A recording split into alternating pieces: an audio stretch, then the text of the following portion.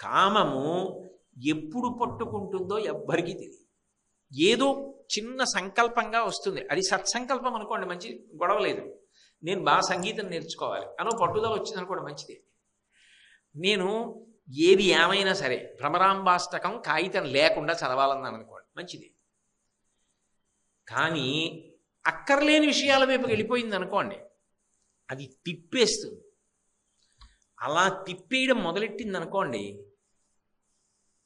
ఆయన ఏం చేస్తూ ఉంటాడు అంటే అగ్నిని ఆర్పడానికి నెయ్యి పోస్తూ ఉంటాడు. ఎదురుగుండా అగ్ని రగులుతోంది అనుకోండి, అక్కడ నీటి జాడి ఉంది, ఆ నెయ్యి వేడికి కరిగిపోయింది. తెలియక పిల్లాడు ఏం చేశాడు, నీళ్ళలాగే ఉంది కదా అని పట్టుకెళ్ళి అగ్నిలో పోశాడు, భగ్గున మండుతుంది. అగ్నిలో నెయ్యిని పోస్తే అగ్ని మరింత రగిలినట్టు మనసులోకి వచ్చిన ప్రతి కోరికని తీర్చుకునే ప్రయత్నం చేస్తే కొత్త కోరికలు పుట్టి తిప్పుతూనే ఉంటాయి, ఈలోగా ఆయుర్దాయం అయిపోతుంది. నువ్వు ఒకనాడు శివభక్తితో ఉన్నావు, నీకు కూతురుగా వచ్చా. నీకు ఇవాళ శివభక్తి పోయింది, శివనింద చేశావు, నేను నీ కూతురుగా ఉండను. శివ సతీం, అందుకే సతీదేవి అవతారం. ఆమె అనుగ్రహం ఎక్కడుంటుంది అంటే శివభక్తి ఎక్కడుందో అక్కడ ఉంటుంది. భ్రమరాంబ యొక్క తత్వాన్ని ఆవిష్కరిస్తూ శంకర భగవత్పాదులు అంటారు, షట్తారాంగణ దీపికాం అన్నారు. తార అంటే నక్షత్రం, షట్తారాంగణ, గణము అంటే సమూహం. 6 నక్షత్రముల యొక్క సమూహము ఎలా ప్రకాశిస్తుందో అలా 6 బీజాక్షరముల యొక్క సంపుటిని ప్రకాశింపజేయగలిగినటువంటి అంతర్లీనమైన శక్తి స్వరూపమైన ఓ తల్లి అని కీర్తిస్తున్నారు. షట్తారాంగణ దీపికాం, 6 అక్షరములు కలిసి అమ్మవారికి సంబంధించినటువంటి ఒక గొప్ప మంత్రం ఒకటి ఉన్నది. మనకి సనాతన ధర్మంలో మంత్రమునకు ఎనలేని ప్రాధాన్యత. మననాత్ త్రాయతే ఇది మంత్ర అని. మననము ఎంత చేస్తుంటే ఆ మంత్రము అంత రక్షణ చేస్తుంది అని. అది బీజాక్షరముల యొక్క సంపుటీకరణము చేత ఏర్పడుతుంది.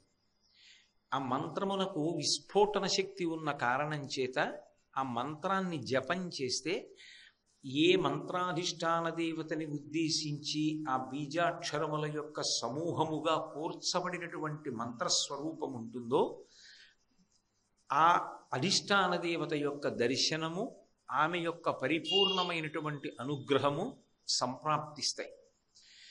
ఇక్కడ శంకరాచార్యుల వారు అమ్మవారికి సంబంధించినటువంటి ఒక 6 అక్షరములతో కూడుకున్నటువంటి మంత్రం గురించి ప్రస్తావన చేశారు. శ్రీ విద్యోపాసన గురించి కొంత పరిచయం ఉన్నటువంటి వాళ్ళకి పంచదశి అనబడేటటువంటి ఒక గొప్ప మంత్రం గురించి తెలిసి ఉంటుంది. 15 అక్షరాలతో కూడుకున్నటువంటి మంత్రం. మళ్ళీ ఆ మంత్రాన్ని అమ్మవారి యొక్క భౌతికమైనటువంటి రూపానికి న్యాసం చేస్తారు. ఆ న్యాసం చేసినప్పుడు అమ్మవారి శరీరంలో ఒక్కొక్క భాగమునకు ఒక్కొక్క మంత్రము న్యాసం అవుతుంది. ఆ మంత్రంలో 15 అక్షరాలలో 6 అక్షరాలు మధ్యలోకి వస్తాయి. మధ్యలోకి వచ్చినటువంటి 6 అక్షరములతో కూడుకున్నటువంటి మంత్ర సమూహము పంచదశి మహామంత్రము యొక్క మధ్యలోకి వచ్చింది కాబట్టి దాన్ని హాదికూటము అని పిలుస్తారు. అలాగే దానికి కామరాజకూటము అని కూడా ఇంకొక పేరు ఉంది. అది అమ్మవారికి సంబంధించినటువంటి పంచదశి మహామంత్రంలో అత్యంత ప్రధానమైనటువంటి 6 అక్షరములతో కూడుకున్నటువంటి ఒక మంత్రముగా 3 సమూహంలో ఒకటిగా చేరి ఉంటుంది. ఈ అక్షరముల లోపలే ఉండి శక్తిగా దాన్ని జపం చేసినప్పుడు ఆ 6 అక్షరములను పలుకుతుంటే పలకగా పలకగా పలకగా పలకగా అలా జపం చెయ్యగా చెయ్యగా చెయ్యగా ఆ మంత్రాధిష్టాన దేవత యొక్క అనుగ్రహము కలుగుతుంది. కలిగి ఆమె సాక్షాత్కరిస్తుంది. అది దేవీ భాగవతంలో కూడా నిరూపణం చేశారు. సుదర్శనోపాఖ్యానం అనబడేటటువంటి ఉపాఖ్యానంలో తెలిసో తెలియకో ఆ సుదర్శనుడు అనబడేటటువంటి వ్యక్తి అమ్మవారికి సంబంధించినటువంటి ఒక బీజాక్షరాన్ని పలుకుతూ ఉండేవాడు ఎప్పుడు. అలా పలకగా పలకగా అకస్మాత్తుగా అమ్మవారి దర్శనమైంది. ఆ 6 అక్షరములలో అంతర్లీనంగా ఆ శక్తిని ఉంచి ఆ శక్తి విస్ఫోటనము జరిగి ఆ విస్ఫోటనము ద్వారా రక్షించగలిగినటువంటి శక్తిగా దాని ఎందుండి 6 అక్షరములను తేజోవంతం చేస్తూ వాటిని కాంతితో నింపి భక్తులను కాపాడుతున్నటువంటి ఆ శక్తి స్వరూపము ఏదైతే ఉందో ఆమెని ఇందులో స్తోత్రం చేస్తున్నారు. అంటే ఇది మంత్ర సంబంధమైనటువంటి విశేషం కాబట్టి ఇది పంచదశి అనబడేటటువంటి మహామంత్రంలో హాదికూటమునకు సంబంధించినటువంటి మంత్రము. అందులో 6 అక్షరాలు ఉంటాయి కాబట్టి దానికి కామరాజకూటము అని కూడా ఒక పేరుంది. ఆ మంత్రం అమ్మవారికి సంబంధించినది, దాని యొక్క శక్తి అంతా అమ్మవారి అని తెలుసుకుంటే అక్కడ వరకు వ్యాఖ్యానానికి సరిపోతుంది. అంతకు మించి అంది లోపలికి వెళ్ళవలసిన అవసరం ఉండదు, మంత్ర సంబంధమైన విశేషం కనుక. శివసతీం అలా ఆ పంచదశి మహామంత్రాన్ని అంతటినీ కూడా ప్రకాశింపచేసేటటువంటి శక్తి స్వరూపంగా ఉన్నటువంటి అమ్మవారు శాబ్దిక శక్తి అంటారు. శబ్ద బ్రహ్మమయీ చరాచరమయీ జ్యోతిర్మయీ వాంగ్మయీ అంటారు మీనాక్షి అమ్మవారి గురించి మాట్లాడుతూ శంకరాచార్యుల వారు. ఎందుకనంటే మనకి శబ్దము ధ్వని అని 2 మాటలు ఉంటాయి.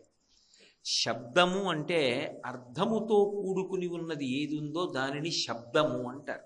అందుకే వేదమునకు శబ్దరాశి అని పేరు. అదే ప్రమాణం. అసలు నిజానికి ఆ శబ్దము ఏదైతే ఉందో అదే మనుష్య జన్మకి సార్థక్యాన్ని తీసుకొస్తుంది.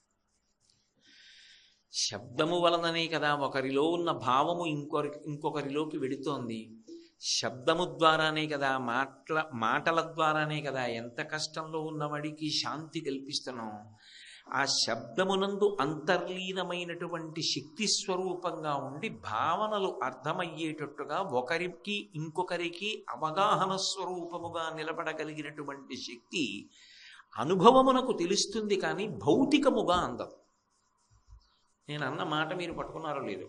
ఇప్పుడు నేను ఒక మాట మాట్లాడుతున్నాను అనుకోండి, షట్తారాంగణ దీపికాం అని నేను అన్నప్పుడు ఏమిటి ఆ షట్తారాంగణ దీపికాం అన్న దాని గురించి నేను మాట్లాడుతుంటే ఓ ఇది హాదికూటములకు సంబంధించిన విశేషం అన్నమాట అని మీకు అర్థమైంది.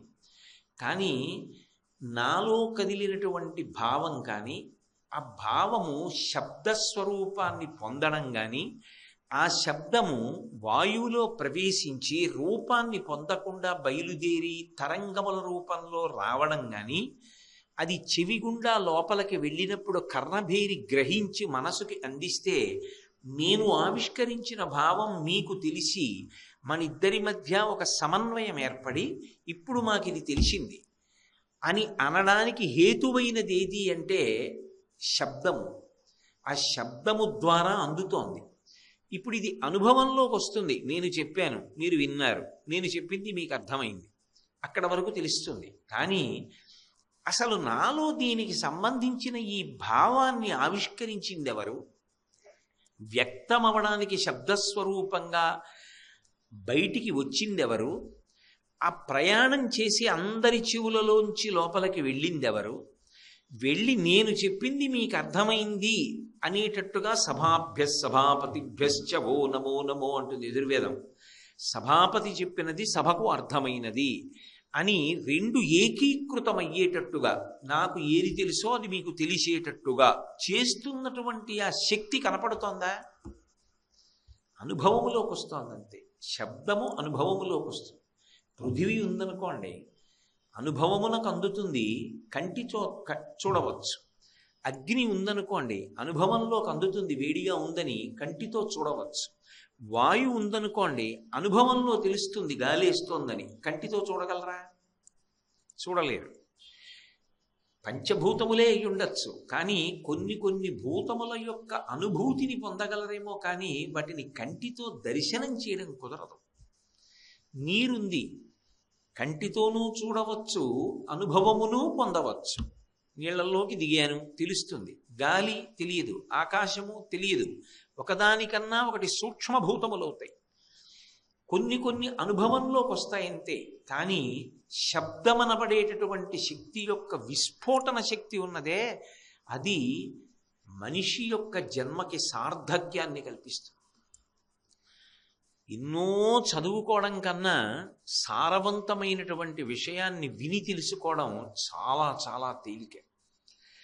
అలా తెలుసుకునేటట్టు చెయ్యగలిగినటువంటి శక్తి ఎవరున్నదో ఆమెకు అంతర్లీనముగా ఒక శక్తి ఉంటుంది. అది అజ్ఞాన దాహకత్వము అంటారు. అంటే ఇప్పటి వరకు నాకు ఇది తెలియదు. షట్తారాంగణ దీపికాం అంటే ఏమిటి? ఏ 6 నక్షత్రముల యొక్క కూటమిని ఆవిడ ప్రకాశింపజేస్తోంది? అన్ని నక్షత్రాలు ఉన్నాయి కదా, ఏ 6 నక్షత్రాలు అని అనిపిస్తుంది. మంత్రమునకు ఉన్న గొప్పతనం ఏమిటంటే, మంత్రాన్ని ఉపదేశం పొందడం ఎంత కష్టమో మంత్రార్థమును తెలుసుకోవడం కూడా అంతే కష్టం. అందుకే శంకరులు అంత గంభీరంగా మాట్లాడారు. షట్తారాంగణ దీపికాం అన్నారు. 6 నక్షత్రముల యొక్క సమూహమును ప్రకాశింపచేస్తోంది. అవి నిజానికి తారాంగణ దీపికాం నక్షత్రములు కావు, అవి 6 అక్షరములు. అక్షరము నక్షత్రము వలె స్వయం ప్రకాశకం. ఈ శబ్దశక్తి ఏదైతే ఉందో అది యథార్థమునకు ప్రమాణమై మనిషి జీవితాన్నంతటినీ కూడా ఒబ్బిడి చేస్తుంది. వేదమును ప్రమాణము అంటారు. ప్రమాణము అంటే దేని బట్టి బతకాలి అంటే వేదము ప్రమాణము. వేదము ఎలా వచ్చింది? శబ్దముగా వచ్చింది. ఈశ్వరుడు మాట్లాడితే వచ్చింది. అపౌరుషేయము, దాన్ని ఎవరు రచించలేదు. కాబట్టి అది ఆయన మాట్లాడితే వచ్చింది. అంటే అసలు ఈ సృష్టిలో ప్రమాణం ఏది? శబ్దము. అటువంటి శబ్దం ఏదున్నదో అది 84 లక్షల జీవరాశులలో మనుష్యునకు తప్ప మిగిలిన ప్రాణులన్నిటికీ కూడా దేనికి పనికొస్తుంది అంటే 2 కారణాలకే పనికొస్తుంది. ఒకటి, ప్రేమతో పిలుస్తున్నాడా భయపెడుతున్నాడా అన్నది తెలుసుకోవడం వరకు మాత్రమే ఉపయోగపడుతుంది శబ్దం. ఎందుకని అంటే, నేను హాయ్ అన్నాను అనుకోండి, ఎదురుగుండా ఉన్న జంతువు పారిపోతుంది. అమ్మో వీడు కొట్టేటట్టు ఉన్నాడు, అరుస్తున్నాడు అనుకోండి, దానికి తెలుస్తుంది ఆయనకి మన మీద ప్రీతి లేదు, ఆయన ఆగ్రహంతో ఉన్నాడు, మనం ఎదురుగుండా నిలబడకూడదు అనుకుంటుంది. దా అన్నాను అనుకోండి, అది ఇటు తిరిగి వస్తుంది. ఆ శబ్దానికి దానికి తెలుస్తుంది, ఓహో ఈయన ప్రీతితో మనని ఆహ్వానిస్తున్నాడని వస్తుంది. అక్కడ వరకే. అంతేగాని అది దాటి నేను దాని దగ్గరికి వెళ్ళి షట్తారాంగణ దీపికాం అన్నాను అనుకోండి, అది నన్ను నేను దాన్ని అయోమయంగా చూడాలి. అది దాటి దానికి పనికిరాదు. ఇక దాన్ని అర్థం చేసుకోగలిగిన శక్తి దాని ఎందు ఉన్నా ఒకవేళ జన్మజన్మాంతర సుకృతం చేత దాన్ని సువ్యవస్థితం చేసి ఆవిష్కరించడం కుదరదు. అది పట్టుకుంటోందని తెలియదు. అందుకే సభాప్రవేశం మనుష్యులకే తప్ప అన్యప్రాణులకు ఇవ్వరుగా. కాబట్టి మిగిలినటువంటి విషయాలు వేటినైనా సరే చాలా తేలికగా విని పట్టుకోగలిగినటువంటి శక్తిని అమ్మవారు ఎవరికి ఇచ్చింది అంటే ఒక్క మనుష్య ప్రాణికి ఇచ్చింది. అందున మంత్రమును ఉపదేశం పొంది ఆ మంత్రాన్ని మననం చేస్తే విస్ఫోటనమైనటువంటి శక్తి వలన తరించవచ్చు అనేటటువంటిది నిరూపితమైనటువంటి ప్రమాణం. ఎందరో పెద్దలు అలా తరించిన వాళ్ళు ఉన్నారు, శరీరములు మంత్రపూతం చేసుకున్న వాళ్ళు ఉన్నారు. కాబట్టి షట్తారాంగణ దీపికాం, అది నీ కంటికి కనపడదు కదా, గాలి కనపడనట్టే. అలా శబ్దశక్తిగా ఉండేటటువంటి అమ్మవారు ఒక్కసారి ఒక రూపాన్ని తీసుకుని కనపడితే బాగుండని నీకుందా? శ్రీశైలం వెళ్ళి చూడు, భ్రమరాంబయే ఆ శబ్దశక్తి, ఆమెయే శబ్దశక్తి. అందుకే పైగా శబ్దం అనేటప్పటికీ నాదం, ఆ భ్రమరము నాదం చేస్తుంది, భ్రామరి ఆవిడ.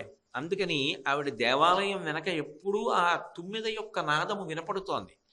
కాబట్టి షట్తారాంగణ దీపికాం శివసతీం, ఆ శబ్దశక్తి ఉన్నదే అది అజ్ఞానమును కాల్చేసి జ్ఞానమునిస్తోంది. ఇది తెలియదు అన్నది విన్న తర్వాత ఇది తెలిసినది అనిపిస్తోంది. అంటే ఇంతకుముందు తెలియదు అన్నది ఇప్పుడు తెలిసినది అనిపిస్తోంది. అంటే తెలియకపోవడం అజ్ఞానం, ఆ అజ్ఞానమును కాల్చడం శబ్దమునకున్న లక్షణం. అందుకే శబ్దము అగ్నిస్వరూపం, అగ్నిస్వరూపమై అజ్ఞానాన్ని కాల్చేస్తుంది. అలా కాల్చగలిగినటువంటి ఆ అమ్మ ఎవరని నువ్వు అనుకుంటున్నావు? ఆమె ఎవరో కాదు, శివుని యొక్క ఇల్లాలు. అది ఒక కూర్పు, ఒక అమరిక. ఒకదాని తర్వాత ఒకదానికి కొనసాగింపుగా భావన చేయవలసి ఉంటుంది. ఆ తల్లి సాక్షాత్తు శివుని యొక్క ఇల్లాలు. మూకపంచచరి చేస్తూ ఆర్యాశతకంలో మూకశంకరులు ఒక అద్భుత ప్రయోగం చేశారు. ఆయన కామాక్షి పరదేవతను ఉద్దేశించి ఒక పేరు పెట్టి చెప్పకుండా ఆమె ఎవరు అంటే ఆయన అన్నారు, ఐశ్వర్యం ఇందుమౌళి అన్నారు. చంద్రరేఖని ధరించినటువంటి చంద్రమౌళి ఉన్నాడే ఆయన ఐశ్వర్యం ఆవిడ అన్నారు. ఎంత గొప్ప మాట! ఆమె శివశక్తి, ఆయన ఐశ్వర్యం అన్నారు. ఆ ఐశ్వర్యం ఉన్నది కాబట్టి ఈయన ఈశ్వరుడు అయ్యాడు. ఎవడు ఐశ్వర్యమును పొంది ఉన్నాడో వాడు ఈశ్వరుడు. అంటే ఐశ్వర్యమును పొంది ఆమె ఈశ్వరి, ఆ ఈశ్వరి తనదైన వాడు కాబట్టి ఈశ్వరుడు అయ్యాడు. ఆ ఈశ్వరి లేకపోతే నిజానికి ఆయన ఈశ్వరుడు గాడు. ఒక ఈశ్వరుడు గాడు, కోటి ఈశ్వరుడు గాడు. ఐశ్వర్యమిందుమౌళే, ఎంత పెద్ద ప్రయోగం ముఖశంకరులది. అంటే అసలు నిజానికి ఆయన ఈశ్వరుడు ఎందుకయ్యాడు అంటే ఆమె ఉన్నది కాబట్టి పక్కన, ఆమె పక్కన లేకపోతే ఆయన అసలు ఈశ్వరుడే కాలేడు. అంటే దాని అర్థం ఏమిటి? ఆ శక్తి ఆయన ఎందు ఉన్నది కాబట్టి. శివశక్త్యాయుక్తో యది భవతి శక్త ప్రభవితుం నచే దేవం దేవో నఖలు కుశల స్పందితుమపి. శంకర భగవత్పాదులు వేసినటువంటి మాటలు బహు గంభీరంగా ఉంటాయి. ఏదో కాళ్ళు చేతులు కదపడం కాదు, స్పందితుమపి. స్పందన కర్మేంద్రియములకు సంబంధించినది కాదు, స్పందన మనసుకి సంబంధించినది. నా మనసు స్పందించింది అంటాడు. మనసు స్పందించడం కూడా ఉండదాయా ఆవిడ లేకపోతే? ఆవిడతో కలిసి ఉన్నప్పుడే ఆయన మనసు కూడా స్పందిస్తుంది. అంటే ఆమె ఆయనలోకి వెళ్ళిపోయి ఆయనలోనే ఉనికిని పొంది ఉండిపోయింది అనుకోండి, అప్పుడు ఆయన ఇక బాహ్యముతో సంబంధమును పెట్టుకోడు. తనలో తాను రమిస్తూ ఒక్కడుగా ఉండిపోతాడు, నిష్ప్రపంచమైపోతుంది. అప్పుడు మహాప్రళయమును చేసి సమస్త భూతములను తనలోకి తీసేసుకుని ఏ ఇచ్ఛ లేనివాడై ఉండిపోతాడు. అందుకే సౌందర్యలహరి చేస్తూ శంకరాచార్యులు వారు ఎవరు ఆ కామాక్షి, ఎవరు ఆ పార్వతి అంటే ఒక అద్భుతమైన మాట అన్నారు. క్వణత్కాంచీదామాకరికలభ కుంభస్తననత పరిక్షీణామధ్యే పరిణత శరచంద్రవదన ధనుర్బాణం పాశం శృణిమపి తథానాకరతలై పురస్తాదస్తాం నః పురమధితురహో పురుషికా అన్నారు.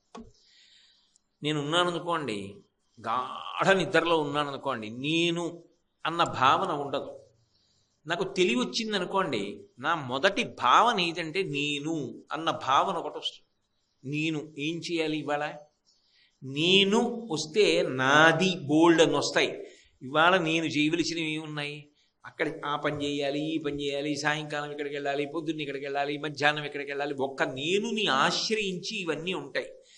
అసలు శివుని యొక్క నేను అన్న భావనయే ఆమె.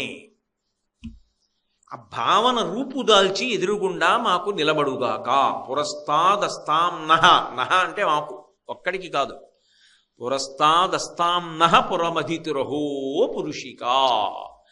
ఆ పరమశివుని యొక్క ఇల్లాలైనటువంటి ఆ తల్లి ఉన్నదే, ఆమె మా ముందు ఒక రూపమును దాల్చి నిలబడుగాక. శివసతీం. శివసతీ అన్న మాట వేయడానికి ఆ ప్రధానమైన లక్షణం ఏమిటంటే శబ్దము మంగళప్రదం. మీతో నేను మనవి చేసి ఉన్నాను కదూ, శబ్దము మీద అధికారము పొందడము, శబ్దమును ఉపాసన చేయుట అనేటటువంటిది మనిషి జీవితంలో తరించడానికి కారణం. ఒక్కొక్కరి నోటి వెంట అమంగళకరమైనటువంటి శబ్దము కూడా రాదసలు. నోరు విప్పితే మంగళప్రదమైనటువంటి మాట మాట్లాడతాడు.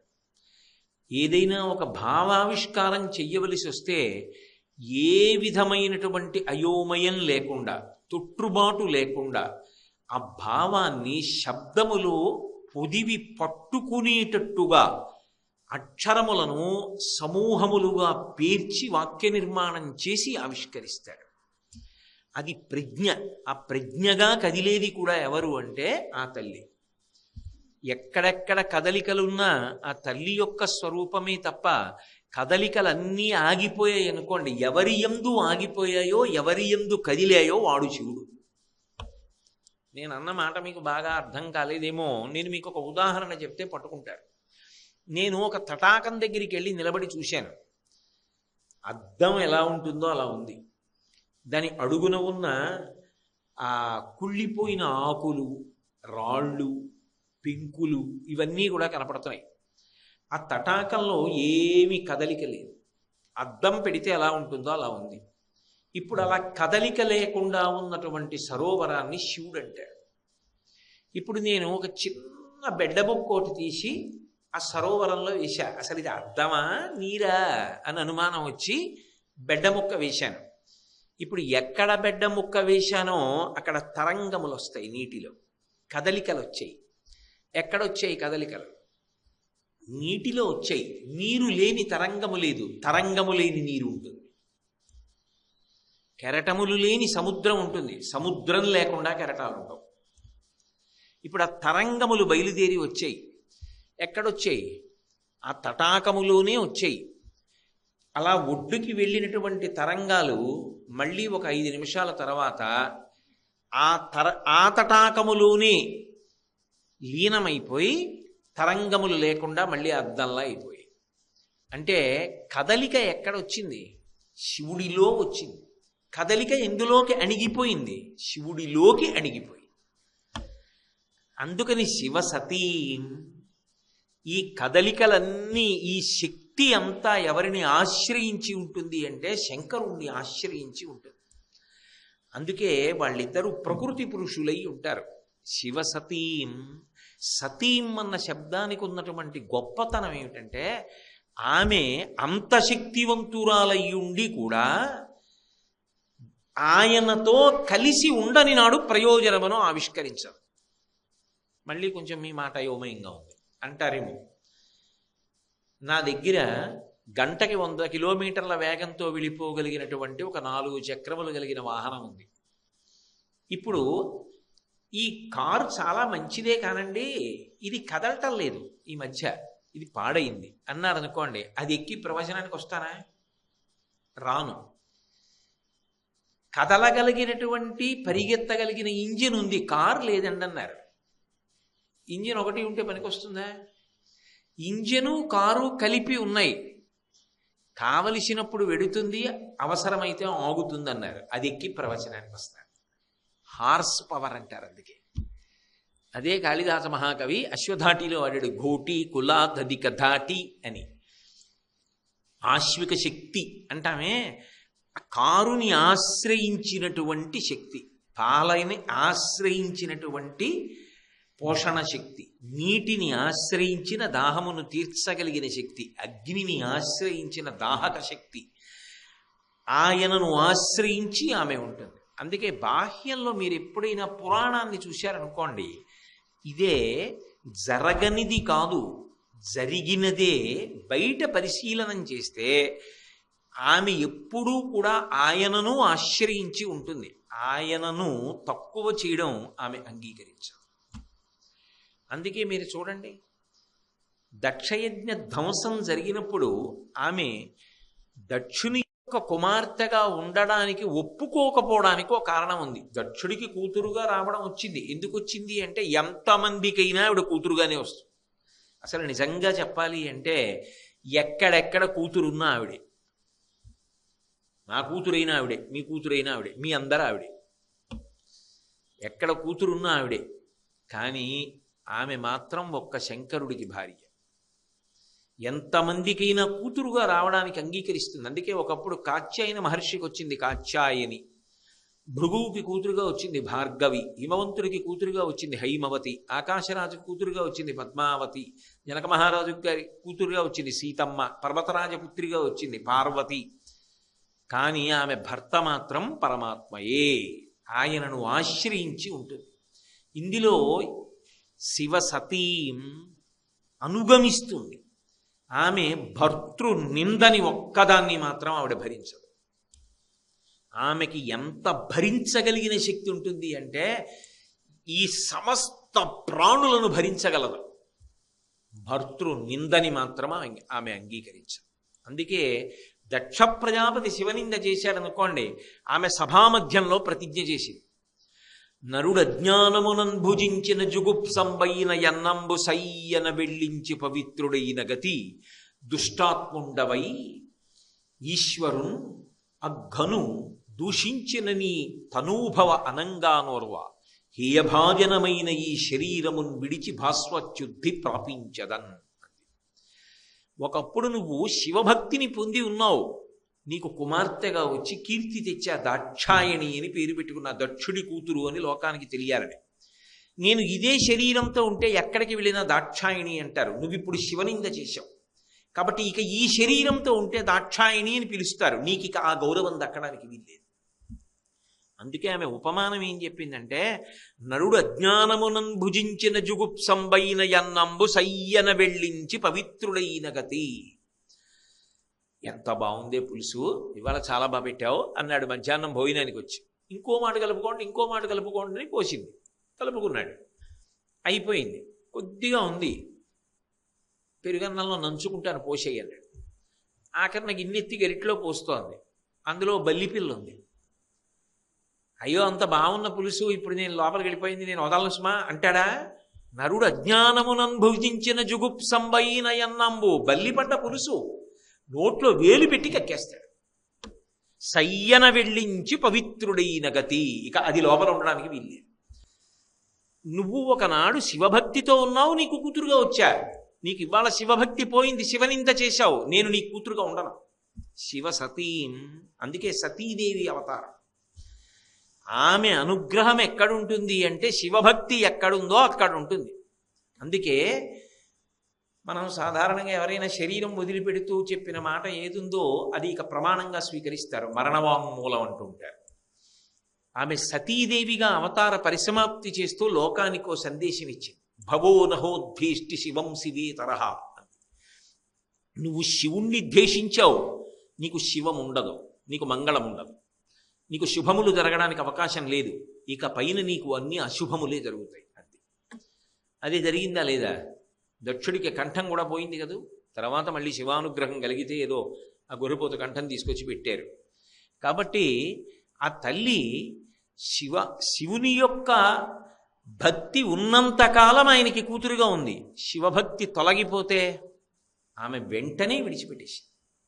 దాక్షాయిణి అన్న పేరుంచుకోవడానికి కూడా ఇష్టపడాలి. చమత్కారం ఏమిటంటే, లోకంలో పెళ్ళిళ్ళు పాడి చేసేవాళ్ళు అని కొంతమంది ఉంటారేమో, ఏదో కారణాల చేత ఎవరింట్లోనో పెళ్లి కుదిరితే ఆ పెళ్లి పాడి చేసేవాడు ఉంటాడు. వాడికి ఏ స్వార్థం ఉంటే చేసే పనులు ఉంటాయి కొన్ని అలాంటి వాళ్ళు.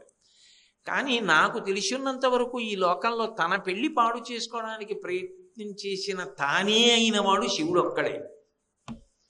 ఎందుకంటే ఆయన గురించి తపస్సు చేసింది ఆవిడ, అపర్ణ. ఆవిడేం సామాన్యురాలు కాదు, మహాతల్లి. అటువంటి ఆవిడ తపస్సు చేసింది.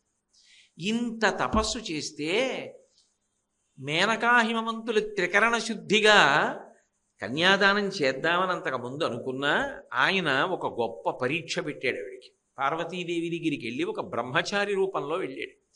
వెళ్ళి అదే పనిగా శివనింద చేశాడు.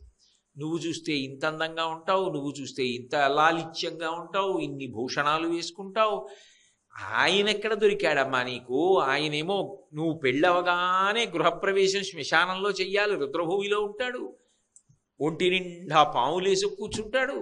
ఎక్కడైనా భార్యాభర్తలు అన్న తర్వాత కొత్తగా పెళ్లి చేస్తే సంతోషంగా ఆలింగన సుఖం అనుభవిస్తారు. ఎలా ఆలింగనం చేసుకుంటావు? ఒంటి నిండా పాములు ఉన్నవాడిని.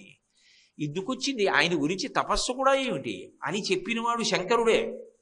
అది విచిత్రం. బ్రహ్మచారి రూపంలో వచ్చి తన పెళ్లి తానే పాడు చేసుకునే ప్రయత్నం చేశాడు. సాధారణంగా నేను కానీ తప్పు చేశానా ఏమి అన్న భావన ఏదో ఉండాలి కదా ఎక్కడైనా.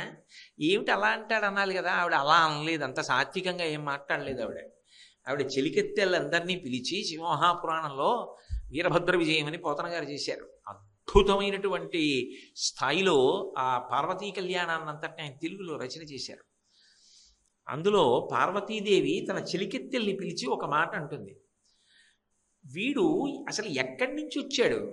వీడట బ్రహ్మచారి అట, వీణుల పెట్టగరాని మాటలే అడుచునున్నవాడు, నమశివాయయుండడగరాదు, వీని దుర్మార్గుని పండ్లుడగవేసి ద్రుబ్బుడని ఉగ్రత పల్కిన కాంతలందరూ అన్నాడు. ఎవడు వీడు? బ్రహ్మచారే. నమశివాయ ఈ మాట తప్ప ఇంకొక మాట వినకూడదు. వీడెవరు శివనింద చేస్తున్నాడు? వీడు బ్రహ్మచారా పైగాను. కాబట్టి పండ్లుడగ వేసి ద్రొబ్బుడని ఉగ్రత పల్కిన మహాకోపంతో చెలికెత్తెల్ని పిలిచి పళ్ళు ఊడిపోయేటట్టు కొట్టి వీడి ఆతలకు లాగేయండి. ఏం మామూలు సత్కారం కాదు. ఆ చుట్టూ ఉన్న చెలికెత్తెలందరూ ఈ బ్రహ్మచారి మీద పడ్డారు, కొట్టి అవతలకి లాగేస్తామని. అప్పుడు ఆయన శంకరుడుగా ప్రత్యక్షం అయితే ఆవిడ సిగ్గుపడి, అంటే ఆవిడ భర్తయే వచ్చి ఏదో సరదాకి తనని తాను నింద చేసుకున్న ఆవిడ ఒప్పుకోదు. అందుకేగా గౌరి అయింది. ఆవిడ పోనీ ఏదో శంకరుణ్ణి నింద చేస్తే కాదు, ఎక్కడైనా ఆవిడికి చిన్న అనుమానం వచ్చిందనుకోండి, ఈయన నన్ను తనకి తగిన దానిని కాను అనుకుంటున్నాడా ఏమి అన్న అనుమానం వచ్చిందనుకోండి, ఆవిడ భరించదు. అసలు ఆయనకి పాపం రంగు ముచ్చట్లు ఇలాంటివి ఏమి ఉండవు. శివుడికి స్ఫటిక మణినిభం తెల్లగా ఉంటాడు, ఆవిడ కాళీ నల్లగా ఉంటుంది. ఏమో ఎందుకన్నాడో, ఏదో అసలు జరగవలసిన ప్రయోజనం వేరే ఉంది, రాక్షస సంహారం జరగాలి. ఓసారి ఇలా ఆవిడ వంక చూశాడు, ఓసారి తన వంక ఇలా చూసుకున్నాడు. చూసుకుని నవ్వు నవ్వి కాళీ అన్నాడు. ఆ మాట రోజు పిలిచినట్టు అనిపించలేదు ఆవిడికి. తన వంక చూసుకున్నాడు, ఆవిడ వంక చూశాడు. తెల్లగా ఉన్నా నల్లగా ఉంది పిల్లని, నల్ల పిల్ల అనకుండా కాళీ అన్నాడా అని, తెలుపుగా ఉన్నానని మీకు తగిన దానని కానన్న భావన మీకు ఏమైనా కలిగిందా అని ఉత్తర క్షణం ఆమె ఆ తొడుగు వదిలేసింది. అదే కౌశికీ రూపాన్ని పొందింది. తర్వాత విద్యాపర్వతం మీద రాక్షస సంహారం చేసింది. అది అసలు ప్రయోజనం, అందుకు చేశాడు శివుడు. ఆమె తెలుపు పసుపు ఎరుపు రంగులు కలిసినటువంటి గౌరవర్ణాన్ని పొంది పక్కన కూర్చుని, ఆ పుట్టి తెలుప ఈ గౌరవర్ణమా ఏది బాగుందండి, ఏమిటి ఖాళీ అన్నందుకే ఇంత ఉద్ధతి అన్నాడు. ఏమో మీకు తగిన దానను నేను కానన్న మాట సూచనప్రాయంగా మీ నోటి వెంట వచ్చినా నేను తట్టుకోలేను. శివ సతీం అంతగా వాళ్ళిద్దరూ పెనవేసుకుపోయి ఉంటారు, అంత కలిసిపోయి ఉంటారు. అందుకే శంకరాచార్యుల వారు శివానందలహరి చేస్తూ ఆ సంధ్యారంభ విజృంభితం శృతిశిరస్థానాంతరాధిష్ఠితం సప్రేమ భ్రమరాభిరామమసకృత్సద్వాసనాశోభితం భోగీంద్రాభరణం సమస్త సుమన పూజ్యం గుణావిష్కృతం సేవే శ్రీగిరి మల్లికార్జున మహాలింగం శివాలింగితం అంటారు. ఒక చెట్టుని, అది తెల్లగా ఉంటుంది, మద్ది చెట్టు, తెల్ల మద్ది చెట్టు, శ్రీశైలంలో స్థలవృక్షం. భ్రమరాంబ అమ్మవారి దేవాలయం మెట్లు దిగి ఎడంపక్కకి వెళ్ళగానే ఉంటుంది. మళ్ళీ శివాలయం మెట్లు దాకా, ఆ మెట్లు దిగి భ్రమరాంబ అమ్మవారి గుడి దగ్గర నుంచి వస్తే శివాలయానికి కుడి చేతి వైపు ఉంటుంది. ఆ చెట్టు తెల్లగా ఉంటుంది శివుళ్ళే. అందుకని ఆ తెల్ల మద్ది చెట్టు అర్జున వృక్షం శివస్వరూపంగా చెప్తారు. మధ్యార్జునము అని తమిళ దేశంలో ఉంది, అక్కడ స్థల వృక్షం ఆ తెల్ల మద్ది చెట్టే, అర్జున వృక్షమే. శ్రీశైలంలో కూడా అర్జున వృక్షమే, హాటకేశ్వరంలో కూడా ఉంది అర్జున వృక్షం. శ్రీశైలం అంతా అర్జున వృక్షాలు, ఎందుకంటే శివ సంబంధం. శంకరులు ప్రదోష వేళలో శ్రీశైలానికి వెళ్ళేటప్పటికీ మల్లెతీగ అల్లుకున్న అర్జున వృక్షం కనపడింది. ఆయన అన్నారు, శివాలింగితం, పార్వతీదేవి చేత గట్టిగా కౌగలింపబడినటువంటి శివుడు నాకు ఇదిగో ఇక్కడే కనపడుతున్నాడు అన్నారు. వాళ్ళిద్దరూ ఎప్పుడూ విడిచిపెట్టి ఉండరు. శక్త్యా లోభయితుం నాహం ఐశ్వర్యేణ ధనేనవా అనన్యే రాఘవేణాహం భాస్కరేణ ప్రభాయధ అంటుంది సీతమ్మ సుందరకాండలో. పాలని విడిచి తెలుపుండదు, పువ్వుని విడిచి పరిమళం ఉండదు, సూర్యుణ్ణి విడిచి కాంతి ఉండదు, చంద్రుణ్ణి విడిచి వెన్నెల ఉండదు. ఇవన్నీ ఎలా ఒకదాని నుంచి ఒకటి విడివడకుండా కలిసి ఉంటాయో పార్వతీ పరమేశ్వరులు అలా కలిసి ఉంటారు. ప్రకృతి పురుషులు ఇద్దరూ కలిసి లేరనుకోండి, అసలు అదొక అయోమయంతో కూడుకున్న వ్యవస్థ. అందుకే శివ సతీం ఎప్పుడూ కూడా భర్త యొక్క గౌరవాన్ని కోరుతుంది తప్ప ఆమె తనంత తాను ఎంత గొప్పదైనా రాజాధిరాజేశ్వరీం శ్రీమాత శ్రీ మహారాజ్ఞి శ్రీమత్సింహాసనేశ్వరి. కానీ శంకర భగవత్పాదులంతటి వారు కూడా సౌందర్యలహరి చేయవలసి వస్తే తిన్నగా అమ్మవారి గురించి మొదలుపెట్టారనుకోండి, ఇదేమిటి ఇంటి యజమాన్ని మానేసి నన్ను మొదలెట్టాడు అనుకుంటుందేమోనని ముందు శివనామం పలుకుతూ మొదలుపెట్టారు. శివశక్త్యా యుక్తో యది భవతి శక్త ప్రభవితం. సరస్వతీదేవి కూడా ఆవిడ దగ్గర కూర్చుని కచేరీ చేయవలసి వస్తే విపంచాగాయంతి వివిధమపదానం పశుపతే, ఆ వీణ మీద కీర్తన చేస్తూ శంకరుడు యొక్క గొప్పతనాన్ని పాడుతుంది. శంకరుడు అంత గొప్పగా ప్రవర్తించడానికి లోపల శక్తి స్వరూపంగా ఉన్నది ఆవిడ కాదు. కానీ ఆవిడ శివసతీం, శివనామ సంకీర్తనము ఆవిడకి అంత ఇష్టం. శివ శివ అన్నారనుకోండి ఆవిడ పొంగిపోయి. అది ఆమె యొక్క పతివ్రత ధర్మము, ఆమెకు భర్త పట్ల ఉన్నటువంటి పరమ గౌరవం అటువంటి. కాబట్టి ఆ శబ్దశక్తి ఉన్నదే అది నిజానికి శివుడితో కలిసి ఉంటుంది. అందుకే మీరు చూడండి, అర్థమును ప్రతిపాదించేటటువంటి శబ్దము ఏదైనా సరే ఘర్షణ చేత ఉరిపిడి చేత వస్తుంది తప్ప తనంత తానుగా వచ్చే అవకాశం ఉండదు. భారతీయ సంగీత పరికరములు ఉంటాయి. వీణ ఒక తీగని గోటితో మీటారనుకోండి, అందులోంచి శబ్దం వస్తుంది. వైలిన్ ఒక తీగ మీద పుల్ల పెట్టి రాపాడించారనుకోండి, అందులోంచి శబ్దం వస్తుంది. కంఠము వాయువుతో ఉరిపిడి వచ్చిందనుకోండి, అప్పుడు ఆ శబ్దము పైకొస్తుంది. మృదంగం చర్మ సంబంధమైన వాద్యము, దాన్ని వేళ్లతో కొట్టారనుకోండి శబ్దం వస్తుంది. ధ్వని అర్థం ఉండదు. ఏదో పసిపిల్లవాడు ఉంగా ఉంగా అన్నాడు అనుకోండి తెల్లారకట్ట, దానికి ఏమిటండి అర్థం అని అడిగారు అనుకోండి, ఏమిటి ఉంటుంది అర్థం? దానికి ఏం అర్థం ఉండదు. నా మనవడు ఉంగా అంటున్నాడని సంతోషించాలి అంతే. అంతేగాని ఉంగాకు అర్థం ఏమి అంటే అదేం ఉండదు. అలాగా అంటే అర్థము ఉండకపోయినా వచ్చిన శబ్దం ఏది ఉన్నదో దానిని ధ్వని అంటారు. అర్థముతో కూడుకున్న దాన్ని శబ్దము అంటారు. శబ్దము ఒక ఆధారమును ఆశ్రయించి ఉంటుంది. అది ఏదో ఒక ఘర్షణ పొందిందనుకోండి అభివ్యక్తము. మృదంగం ఉందనుకోండి, చర్మ సంబంధమైన వాద్యం, దాన్ని అలా వేదిక మీద పెట్టారనుకోండి తనంత తాను మోగదు. ఒకడొచ్చి వేళ్లతో కొట్టాడనుకోండి మోగుతుంది. అంటే ఘర్షణ కావాలి. శబ్దశక్తి ఎప్పుడూ కూడా ఆశ్రయించి ఉంటుంది ఇంకొక దాన్ని. అది ఉరిపిడి చేత పైకొస్తుంది.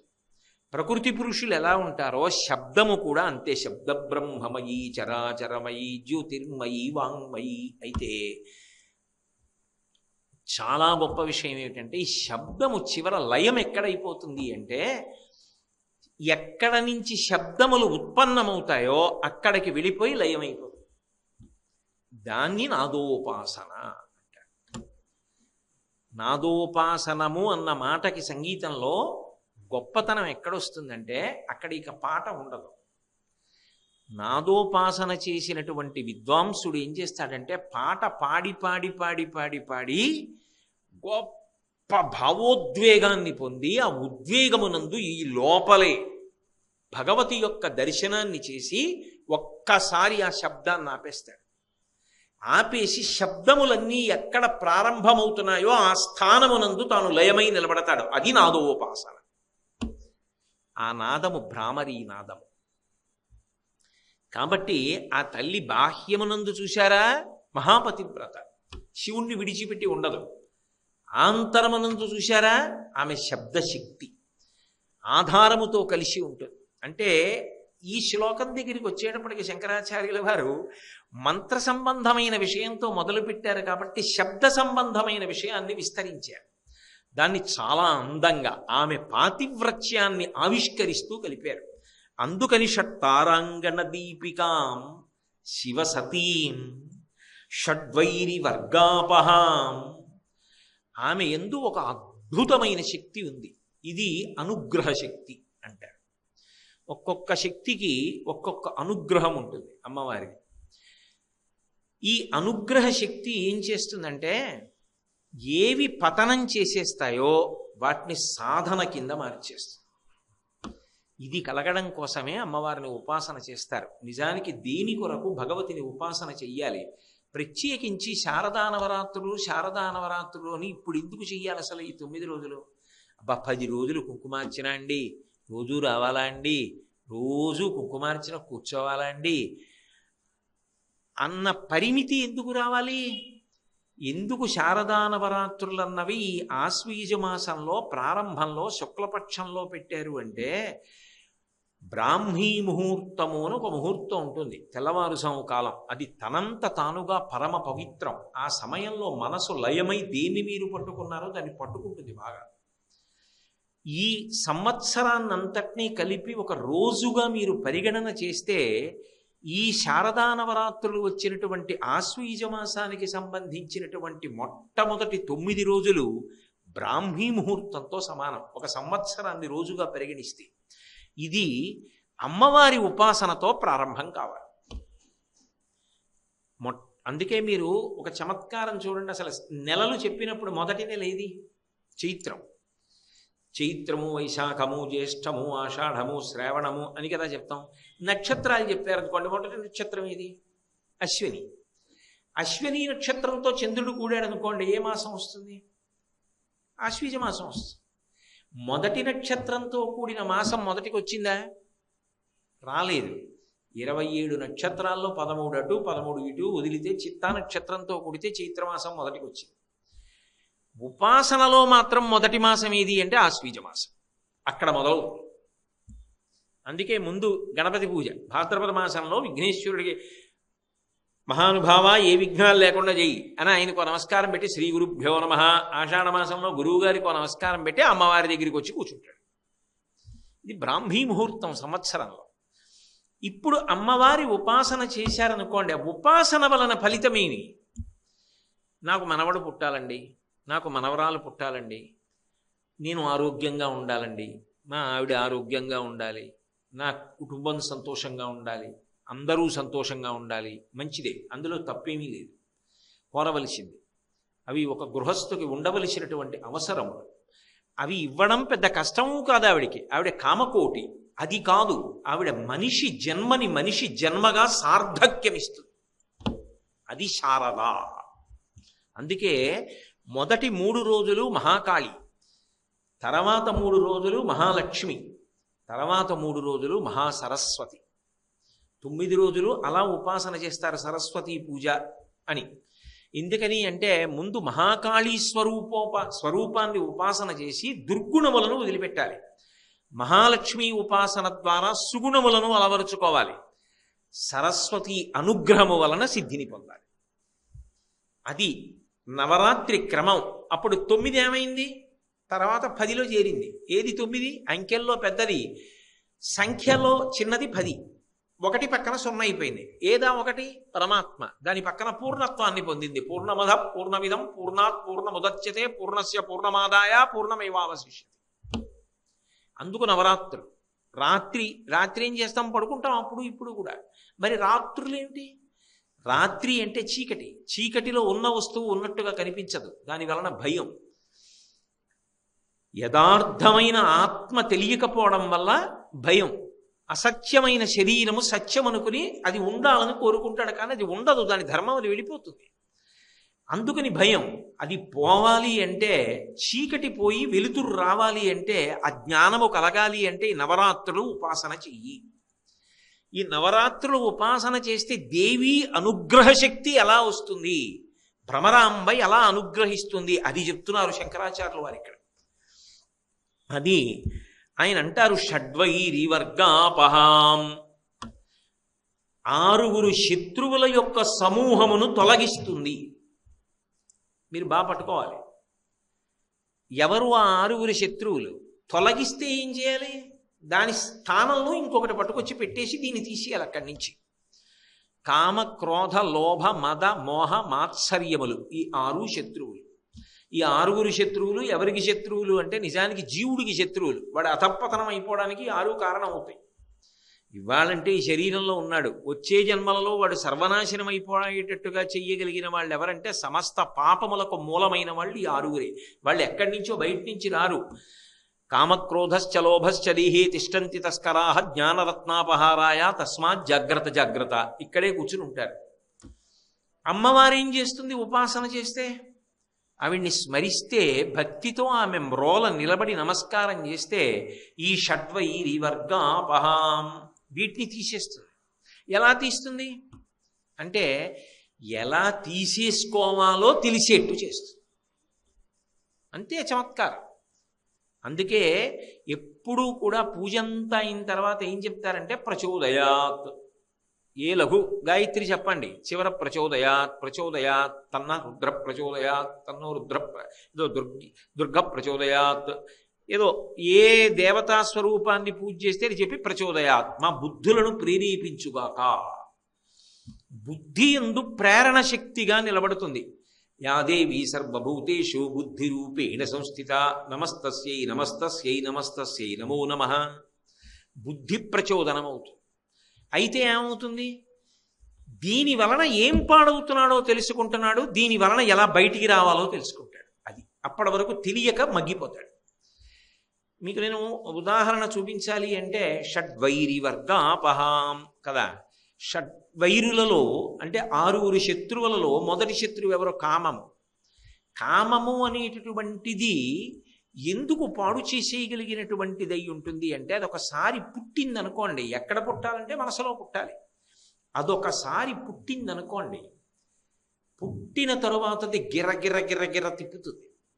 ఆ తిప్పిందనుకోండి, ఉత్తర క్షణంలో యువతల వాడిని గడ్డిపరకం చేస్తుంది, తేల్చేస్తుందంతే. ఇప్పుడు మీకు బాగా అర్థం అవ్వాలి అంటే, అర్థం అవ్వలేదని కాదు నా ఉద్దేశ్యం, ఓ విశాలమైన పాత్రలో నీళ్లు పోసాను అనుకోండి, అవి అలా హాయిగా ఉన్నాయి. నేను వెళ్ళో పుల్లముక్క కట్టుకుని అదే పనిగా తిప్పాను అనుకోండి, ఇప్పుడు అవి ఎంత వేగంగా తిరుగుతాయంటే మధ్యలో సిడుగుండం లాంటిది కూడా వస్తుంది. అప్పుడు దాంట్లో ఆకు పడేయండి, దాని వేగం దీనికి కట్టుకుని అది కూడా గిరగిరగిరగిరగిర తిరుగుతుంది. మనసు యందు రజోగుణ ప్రకోపము బయలుదేరి దేనినో పొందాలన్న కోరిక ముందు సంకల్పంగా వస్తుంది. పాదునిపించినట్టు నిరంతర స్మరణము వలన అది పొందాలి, అది పొందాలి, అది పొందాలి, అది పొందాలి, అదే కలగా కూడా వస్తుంది. అప్పుడు అది ఏమవుతుందంటే, దాన్ని పొందాలన్న ఆర్తి తీవ్రమైన కోరిక అవుతుంది. ఒక్కొక్కసారి ఆ కోరిక కోసం ఏం చేస్తాడంటే, అది మనకు అవసరమా అవసరం కాదా అన్నది వదిలిపెడతాడు. అవసరం అనుకోండి, తప్పులేదు. నేను గృహస్థాశ్రమంలోకి వెళ్ళాలి, తప్పేం లేదు. నాకు కొడుకు పుట్టాలి, తప్పేం లేదు. నాకు కూతురు పుట్టాలి, తప్పు లేదు. నాకు మనవలు పుట్టాలి, తప్పు లేదు. నాకు ఇల్లు ఉండాలి, తప్పు లేదు. నేను ఆరోగ్యంగా ఉండాలి, తప్పు లేదు. నేను అమెరికా అధ్యక్షుడిని అవ్వాలి, ఎందుకు? అది తిప్పడం. ఆ తిప్పు అదే భాగవతంలో సుడిగాలి రూపంలో వచ్చాడు రాక్షసుడు అని చెప్తారే, అదే. అందులో గడ్డిపరకలా తేలిపోయింది. తృణావర్తుడు, తృణము అంటే గడ్డిపరకన చేసి తిప్పేస్తుంది సుమాని, అలా తీసుకుపోతుంది పైకి. అది ఏం చేసింది, శనికృష్ణుడిని కూడా ఎత్తుకుపోయింది. ఆయన కావాలని ఏడిచేవాడు ఉంటే వాడిని చంపి ఆయన వస్తాడు. ఆయన కావాలని ఏడిచింది యశోద, అందుకని ఆయన ఏం చేశాడు, వాడిని పట్టుకు చంపేసి మళ్ళీ తాను తనంతగా యశోదకి దక్కాడు. ఆయన కావాలని లోపల ఆర్తి ఉంటే తృణావర్తుడు మరణిస్తాడు, మనం బ్రతుకుతాం. కామము ఎప్పుడు పట్టుకుంటుందో ఎవ్వరికీ తెలియదు. ఏదో చిన్న సంకల్పంగా వస్తుంది, అది సత్సంకల్పం అనుకోండి, మంచి గొడవ లేదు. నేను బాగా సంగీతం నేర్చుకోవాలి అనో పట్టుదల వచ్చింది అనుకోండి, మంచిది. నేను ఏది ఏమైనా సరే భ్రమరాంబాష్టకం కాగితం లేకుండా చదవాలన్నాను అనుకోండి, మంచిది. కానీ అక్కర్లేని విషయాల వైపు వెళ్ళిపోయింది అనుకోండి, అది తిప్పేస్తుంది. అలా తిప్పేయడం మొదలెట్టింది అనుకోండి, ఆయన ఏం చేస్తూ ఉంటాడు అంటే, అగ్నిని ఆర్పడానికి నెయ్యి పోస్తూ ఉంటాడు. ఎదురుగుండా అగ్ని రగులుతోంది అనుకోండి, అక్కడ నీటి జాడి ఉంది, ఆ నెయ్యి వేడికి కరిగిపోయింది. తెలియక పిల్లాడు ఏం చేశాడు, నీళ్ళలాగే ఉంది కదా అని పట్టుకెళ్ళి అగ్నిలో పోశాడు, భగ్గున మండుతుంది. అగ్నిలో నెయ్యిని పోస్తే అగ్ని మరింత రగిలినట్టు, మనసులోకి వచ్చిన ప్రతి కోరికని తీర్చుకునే ప్రయత్నం చేస్తే కొత్త కోరికలు పుట్టి తిప్పుతూనే ఉంటాయి. ఈలోగా ఆయుర్దాయం అయిపోతుంది, హీనోపాధుల్లోకి వెళ్ళిపోతాడు. అందుకే ఎక్కడో అక్కడ తృప్తి. అవసరం అన్నది ఎప్పుడైనా ఉండొచ్చు, దాన్ని ఎవరు కోరిక అనరు. అసలు అవసరం అన్నది ఉండవలసింది, తప్పేం లేదు. అందులో అడగడం కూడా తప్పు కాదు. అర్థో జిజ్ఞాసురర్థార్థి జ్ఞానీచ భరతర్షభాన ఆయనే ఒప్పుకున్నాడు. అది ఏం చేస్తుందంటే, ఆ కామము నన్ను పట్టుకుంటోంది అని గ్రహిస్తాడు. అమ్మవారి అనుగ్రహం కలిగిందనుకోండి, నన్ను గడ్డిపరకని చేస్తోంది, నేను తిరుగుతున్నాను, అక్కరలేని విషయాల జోలికి నేను వెడుతున్నాను, నా జీవితం నిష్ప్రయోజనం అయిపోతుంది. ఇక మళ్ళీ ఇది రమ్మంటే వస్తుందన్న నమ్మకం ఏం లేదు మనుష్య జన్మ. మళ్ళీ నాకు స్వరపేటికి ఉంటుందని ఏమిటి నమ్మకం మిగిలిన ప్రాణులకు లేదు, నాకుంది. కాబట్టి నేను సద్వినియోగం చేసుకోవాలి. అప్పుడు ఏం చేస్తాడంటే ఈ కామాన్ని గెలవాలి అనుకున్నవాడు భగవద్ధ్యానమునందు ప్రవేశిస్తాడు. అది ఈశ్వరుడికి సంబంధించినవి ఏవో వింటూ ఉండడం, ఆయనని ధ్యానం చేస్తూ ఉండడం, ఆయన గురించి ఆలోచన చేస్తూ ఉండడం, అది ఉపాసన, దగ్గరగా ఉండడం. అప్పుడు ఒకటి తీరలేదు, ఏమో ఈశ్వరుడు ఎందుకు ఇవ్వలేదు, వాంఛితార్థ ప్రదాయిని, ఆ కోరిక నాకు తీరితే ప్రమాదమేమో అందుకే తీర్చలేదేమో అమ్మ, వదిలేస్తాడు. అది తీరింది, ఓ నేను అర్హుడను అనమాట, ఇచ్చింది. ఇప్పుడు ఇవ్వకూడదేమో అందుకు ఇవ్వలేదు. ఎప్పుడు ఇవ్వాలో ఆవిడికి తెలీదా? ఇప్పుడు ఇవ్వలేదని నేను ఆవిడ్ని నింద చేయడం ఏంటి, నేను అందుకు నింద చేయనంటాడు. అది భగవద్ధ్యానం ఏం చేస్తుందంటే శాంతికారకం, కామము ఉద్వేగకారకం, దానికి విరుగుడిది. అది అమ్మవారు మనసులో తట్టేటట్టు చేస్తుంది. ధియో యౌన ప్రచోదయాత్, బుద్ధిని ప్రేరేపణ చేసి విడుదల చేయించడానికి ఏం చేస్తుందంటే వాడు భగవద్భక్తి ఎందు ఊంచుకుంటాడు. ఓ కష్టం వచ్చిందనుకోండి, చిన్న కష్టం, విచలితుడైపోయేవాడు పూర్వం. ఇప్పుడు ఓ కష్టం వచ్చిందనుకోండి, ఎంతమంది కష్టాలు పడలేదండి. కాలోహి దురతిక్రమ, సీతమ్మ పడ్డ కష్టాల కన్నా నీ పడిన కష్టాలు పెద్ద కష్టమా ఏమిటి అంటాడు తప్ప, కష్టానికి కుంగిపోడు, ఏదైనా కలిసి వచ్చిందని పొంగిపోడు. తుల్య నిందాస్తుతిర్మౌని సంతుష్టో ఏనకేనచిత్ తనికేత స్థిరమతి భక్తిమాన్మే ప్రియో నరః అన్నట్టు ప్రశాంతంగా ఉంటాడు. ఇప్పుడు కామము కదిపేస్తే ప్రశాంతత అలా ఉండేటట్టుగా చేస్తుంది. అలా చెయ్యగలిగినది ఏది? రాటుని పోటుని తట్టుకుని ప్రశాంతత పొందేటట్టు చెయ్యగలిగినది భగవద్భక్తి. అందుకే కామము, భక్తి. భక్తి అంటే ప్రేమ, ప్రేమ యొక్క వేరొక పేరే భక్తి. భగవంతుని యందు ప్రేమ భక్తి. కామమునకు ప్రేమకి పెద్ద భేదం ఒకటి ఉంటుంది. కామం ఏం చేస్తుందంటే పాషాణం చేస్తుంది మనిషిని. ఇటక తయారు చేసినప్పుడు చూడండి, మామూలుగా అగ్నిలో కాల్చడం కాదు, ఊకలో కాలుస్తారు. తుషాగ్ని అని అలా రగులుతూనే ఉంటుంది, గట్టిగా అవుతుంది. మెత్తటి మట్టి గట్టి ఇటకలా తయారవుతుంది. భగవద్భక్తి ఏం చేస్తుందంటే ఇటక లాంటి వాణ్ణి మెత్తగా కరిగిపోయేటట్టు చేస్తుంది. అందుకే భగవద్భక్తి ఎందు ఏమవుతాడంటే ఎవరి కొరకు బయలుదేరాడో వాడి ఎందు లీనమైపోతాడు. ఓ ఉప్పు బొమ్మ ఒకటి, ఉప్పు బొమ్మ అంటే ఎక్కడి నుంచి రావాలి? సముద్రంలోంచి ఉప్పు వచ్చింది, ఆ ఉప్పుతో ఓ బొమ్మ వచ్చింది. ఆ బొమ్మ అంది, దానికి ఎవడో ప్రాణప్రతిష్ఠ చేశాడు, మండాసురుడికి చేసినట్టు. ఆ ఉప్పు బొమ్మ అంది, నేను సముద్రపు లోతు కనిపెట్టాలి, అది మా అమ్మ ఒడి కదా అంది. కనిపెట్టు, ఎవరొద్దన్నారు? ఆ ఉప్పు బొమ్మ సముద్రం అడుక్కి వెళ్ళడం మొదలెట్టింది. సముద్రం అడుక్కి వెళ్ళడానికి ప్రయత్నించిన ఉప్పు బొమ్మ సముద్రం అడుక్కెళ్ళి లోతు కనిపెట్టి పైకి వచ్చేస్తుందా? మధ్యలోనే సముద్రంలో కలిసిపోతుంది. ఇక ఉప్పు బొమ్మ లేదు, ఉప్పు నీటిలో కలిసిపోయింది. అలా భక్తి ఏం చేస్తుందంటే చివరికి భగవంతుని యందు ఐక్యమైపోయేట్టు చేస్తుంది. కామము పాషాణం చేసేస్తుంది. అది రెండిటికి భేదం. అందుకే భక్తి యందు పరమ చిత్తశాంతి. అందుకే శంకర భగవత్పాదులు శివానందలహరి చేస్తూ అంకోలం నిజబీజ సంతతి రయస్కాంతోపలం సూచికా సాధ్వీ నైజ విభుం లతాక్షితిరుహం సింధు సరిద్వల్లభం ప్రాప్నోతీహ యథా తథా పశుపతే పాదారవిందద్వయం చేతో వృత్తిరుపేత్య తిష్టతి సదా సా భక్తిరిత్యుచ్యతే అంటారు. కదిలి కదిలి కదిలి కదిలి నది వెళ్ళి సముద్రమునందు కలిసిపోతే ఇక నది సముద్రము అని రెండు లేవు.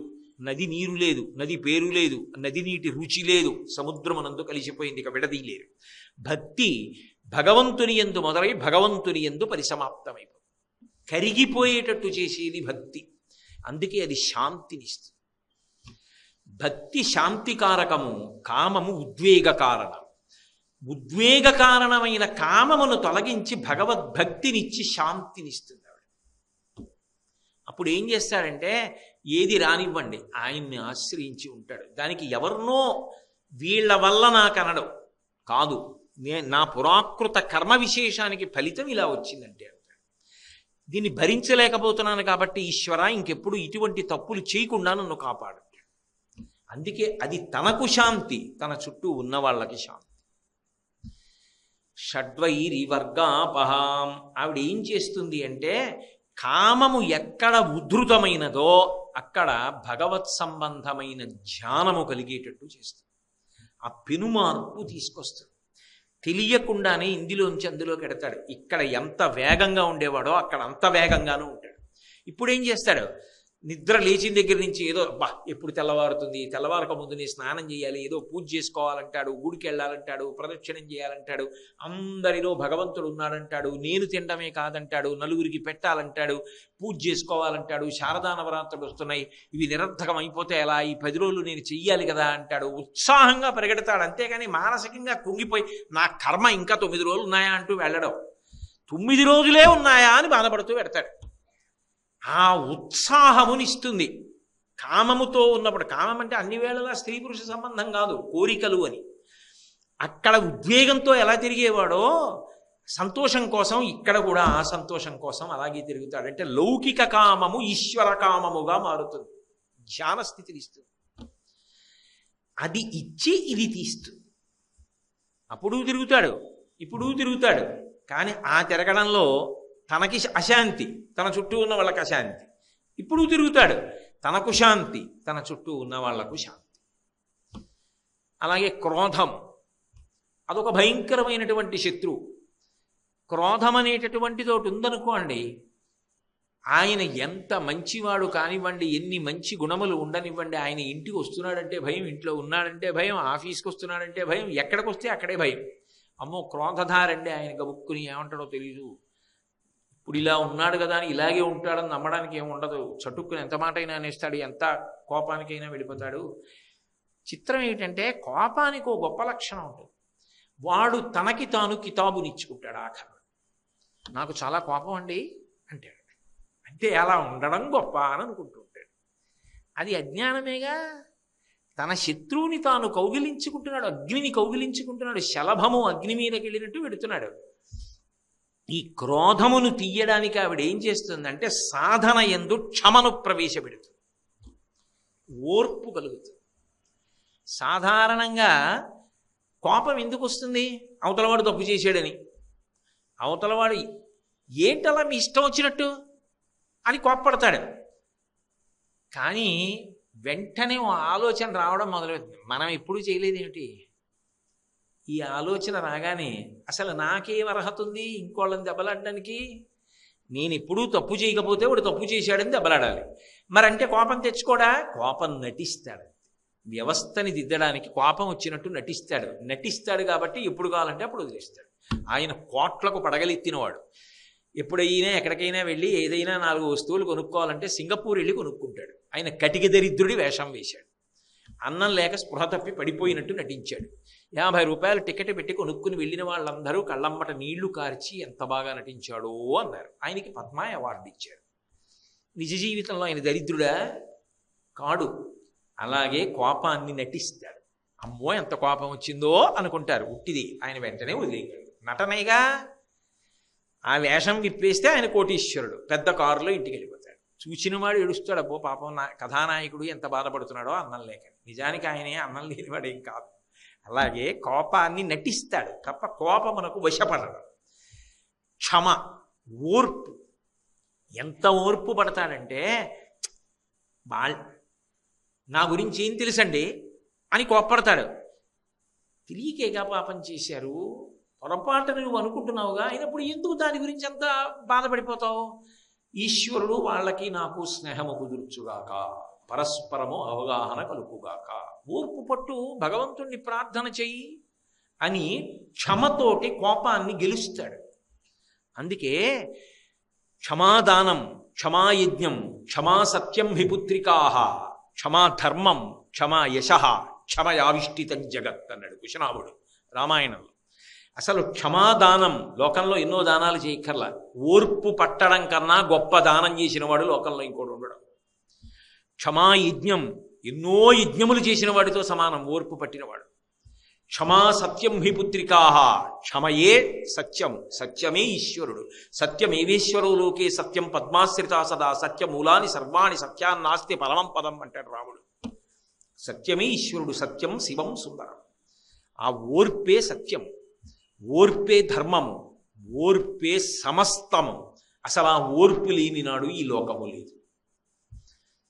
ఎవరో చిన్నవాడికి కోపం వచ్చిందనుకోండి పర్వాలేదు, బాగా శక్తి ఉన్నవాడికి కోపం వస్తే వాడు లోకాలను పాడి చేసేయడు.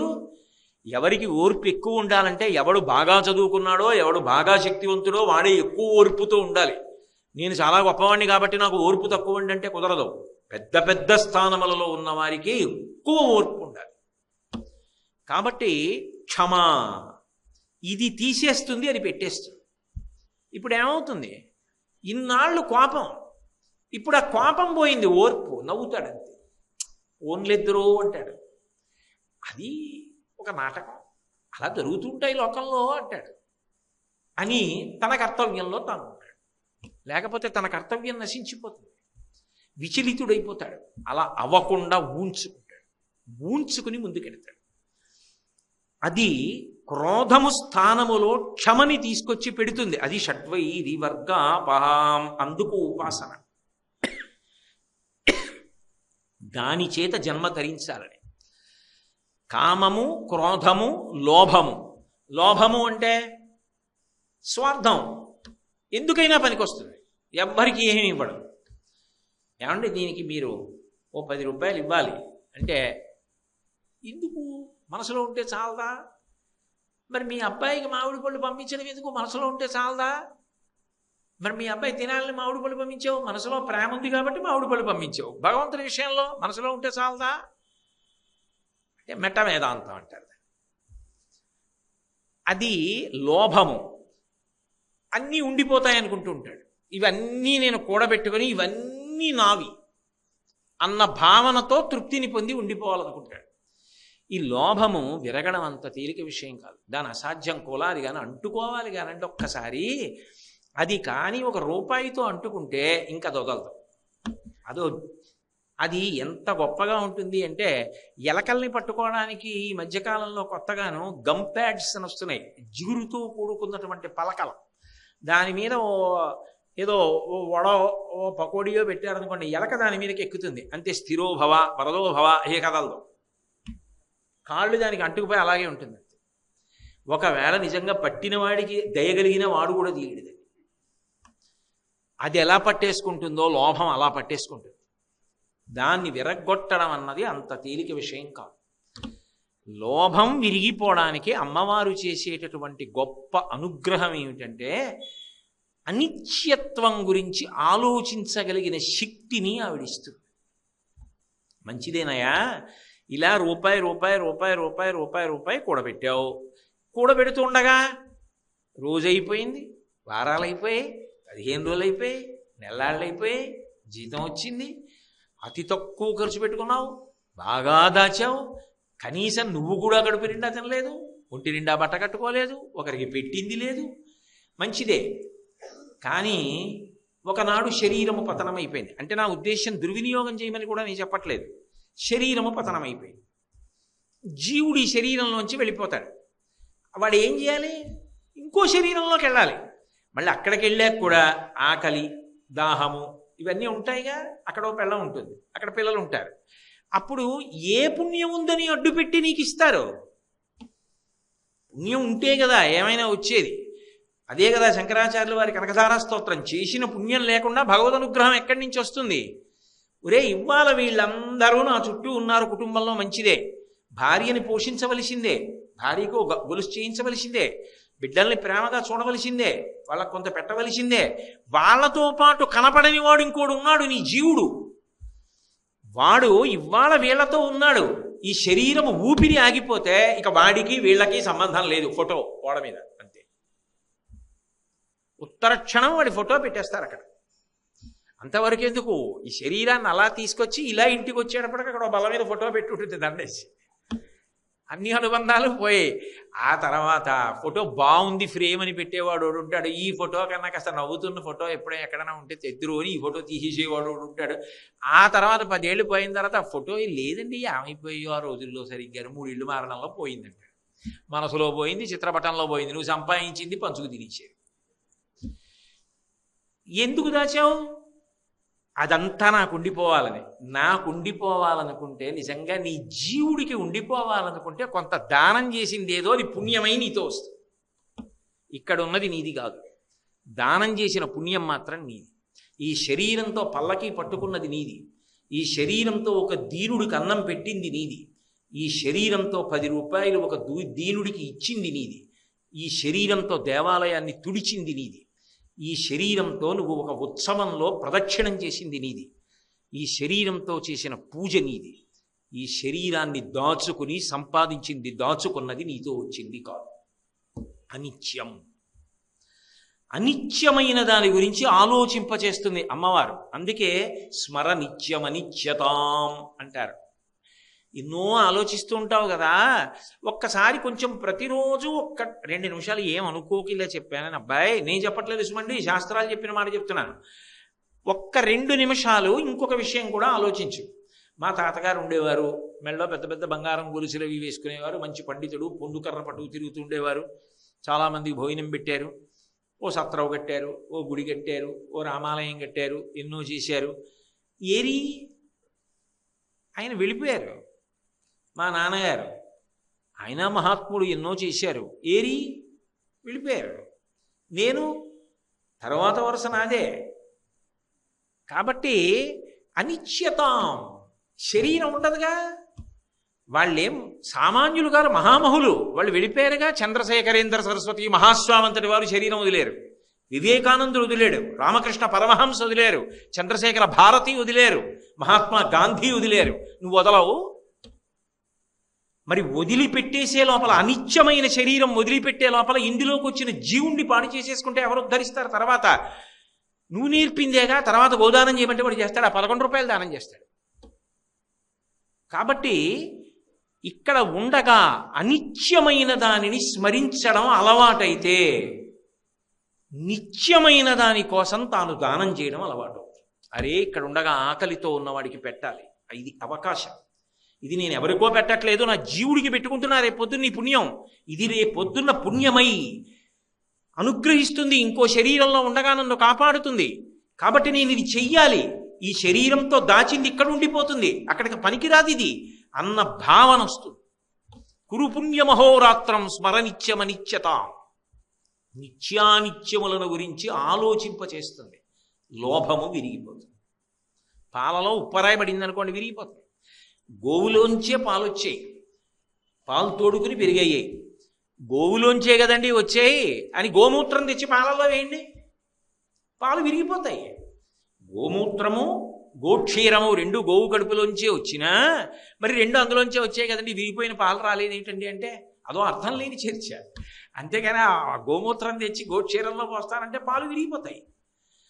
కాబట్టి మనిషి ఇక్కడ ఉండగా ఈ శరీరము అనిత్యము, ఎంతకాలం ఉంటుంది తెలియదు కదా. తెలియనప్పుడు ఇది ఉండగా నువ్వు చేసుకోలేకపోతే పాడవుతావు. లోభము విరగడానికి ఆమె నిత్యానిత్య స్మరణము చేయిస్తుంది. ఆ భావన లోపలికి వస్తుంది. అది త్యాగముతో బ్రతకడానికి కారణమవుతుంది. నీకుంది కాబట్టి పెట్టంటే ఎవరు పెడతాడు? నీకుంది కాబట్టి పెట్టంటే నాకుంది నిజమే, సంపాదించుకున్నాను, నువ్వు సంపాదించుకో అంటాడు.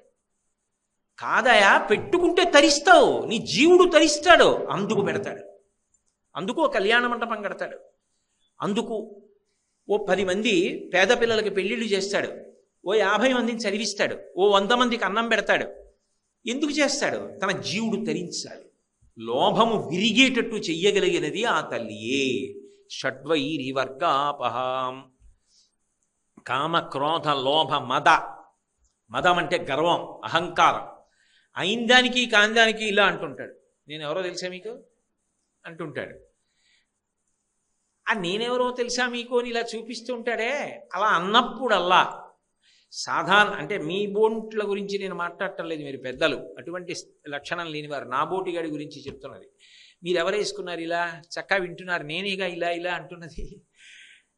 ఇలా అంటుంటాడు. ఇలా అన్నప్పుడల్లా ఏం చెప్తాడు అంటే, నేను తెల్లగా ఉంటాను, నేను పొడవుగా ఉంటాను, నాకు 10 పద్యాలు వచ్చు, నేను 1 గంటన్నర మాట్లాడతాను. ఇవన్నీ తనకి ఉన్నటువంటివి ఏవో గుణములను గురించి చెప్పి తన యందు ఆపాదించుకుని నేను అవి, అందుకని నేను గర్వపడుతూ ఉంటాను. అమ్మవారు ఏం చేస్తుందంటే నువ్వు గర్వపడడానికి కారణమైనది ఏదుందో అది అనిత్యమని జ్ఞాపకం చేస్తుంది. మాకురు ధనజన యవ్వన గర్వం హరతి నిమేషత్కాల సర్వం మాయామయమిదమఖిలం హిత్వా బ్రహ్మపదం త్వం ప్రవిశ విదిత్వా అంటారు శంకర భగవత్పాదులు. అన్నింటికీ తలో విరుగుడు అక్కర్లేదు, కాలం ఒక్కటి చాలు అన్నిటినీ విరిచేస్తుంది. 30 ఏళ్ల క్రితం ఎంత అందగాడు, ఇప్పుడు కూర్చుంటే లేవలేడు, ఒళ్ళంతా ముడతలు పడిపోయి. ఒకప్పుడు పుస్తకం అక్కర్లేదు, ఎన్ని విషయాలు మాట్లాడేవాడు. ఇప్పుడు ఒక శ్లోకం చెప్పడానికి మొదటి పాదం చెప్పి రెండో పాదం తడువుకుంటాడు. ఏది ఆ స్ఫురణ శక్తి పోయింది. తను చదువుకున్నవే ఏమి జ్ఞాపకానికి రావట్లేదు, మరిచిపోతాడు. అన్నీ తాళం చెవులు ఇలా తీసి అలా పెడతాడు, ఎక్కడ పెట్టాడో మరిచిపోయాడు.